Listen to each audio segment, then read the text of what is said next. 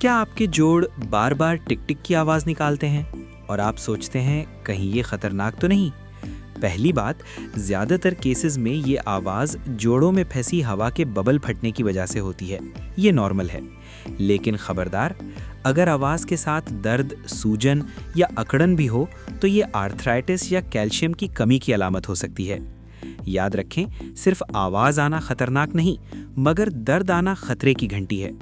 मज़ीद सेहत के हक़ाइक़ के लिए मेडिशानी को फॉलो करें।